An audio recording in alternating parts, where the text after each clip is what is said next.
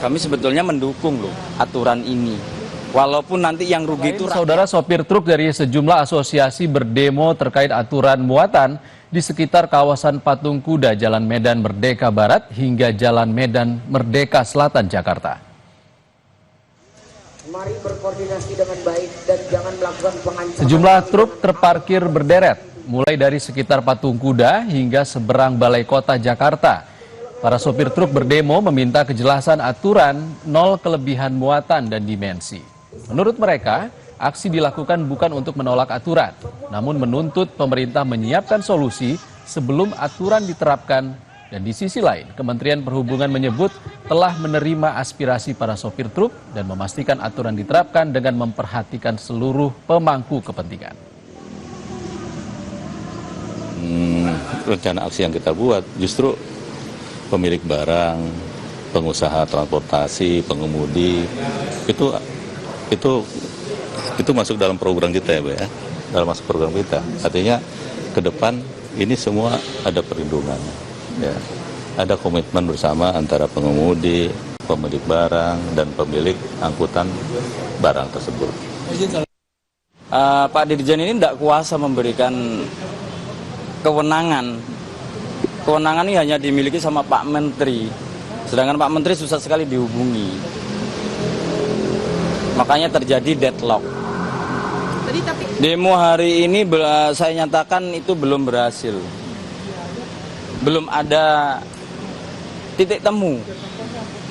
Kami ingin kepastian hukum untuk profesi kami ketika kami melakukan odol di jalan raya. Kami sebetulnya mendukung loh aturan ini.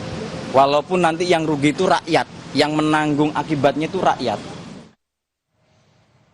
Lalu bagaimana jalannya demo sopir truk saat ini? Kita terhubung dengan jurnalis Kompas TV, Tifal Solesa dan juru kamera Arif Rahman di kantor Kementerian Perhubungan, Jakarta. Selamat sore. Tifal, apakah demo saat ini masih berlangsung dan sebenarnya apa hasil pertemuan antara pendemo dengan pihak Kementerian Perhubungan?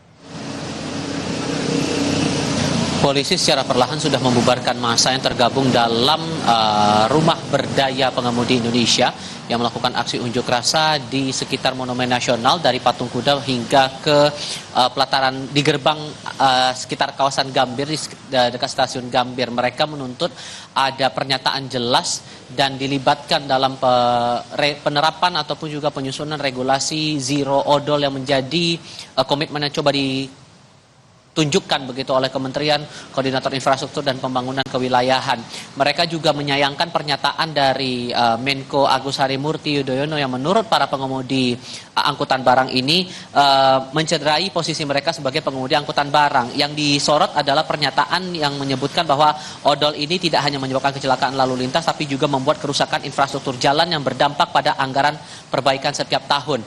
Mereka beralasan bahwa kebijakan yang ada saat ini ditambah dengan adanya tarif angkutan yang dianggap tidak merata ataupun tidak sesuai dengan realita yang ada di lapangan, inilah yang membuat mereka terpaksa untuk melakukan mengangkut muatan barang secara berlebih. Ini juga disuarakan sejak pagi hari hingga setidaknya sore ini, walaupun kemudian sudah dibubarkan ya oleh massa yang tergabung dalam beberapa aliansi pengemudi angkutan barang di sekitar Monumen Nasional Jakarta Pusat. Nah, kira-kira siang tadi di lewat pukul 12 waktu Indonesia bagian Barat, mereka langsung menuju ke kantor Kementerian Perhubungan melakukan mediasi dan sayangnya mereka yang awalnya mereka berharap bisa bertemu langsung dengan Menko AHY dan juga Menteri Perhubungan Budi Purwagandi, namun mereka hanya bisa bertemu dengan perwakilan dari kedua lembaga itu. Yang pada intinya suara mereka kalau dari mengutip pernyataan dari Dirjen Perhubungan Darat Kemenhub Aan Suhanan, aspirasi mereka ditampung begitu, namun untuk keinginan mereka bisa bertemu dengan menteri ini disebut oleh Aan akan coba dikomunikasikan. Dan yang perlu ditegaskan dari Kementerian Perhubungan bahwa aturan soal zero odol ini menjamin untuk adanya perlindungan kepada para pengemudi angkutan barang dalam menjalankan tugasnya. Sementara untuk Kementerian Koordinator Infrastruktur dan Pembangunan Kewilayahan tadi juga menerangkan bahwa seluruh aspirasi terutama masalah tarif angkutan yang diharapkan bisa sesuai dengan kesepakatan ataupun juga pembahasannya ini sedang diramu, sedang dirancang. Tapi dari pihak massa meminta agar perumusan dari aturan zero odol ini juga melibatkan mereka secara langsung. Nah, harapan mereka komunikasi ataupun juga pertemuan langsung antara masa dengan kedua menteri ataupun juga menteri koordinator dan Menhub ini bisa langsung menemukan titik terang bagaimana baiknya zero odol ini, terutama perlindungan bagi para pengemudi angkutan barang. Ihsan. Jurnalis Kompas TV Tifal Solesa langsung dari Kementerian Perhubungan Jakarta. Terima kasih Tifal.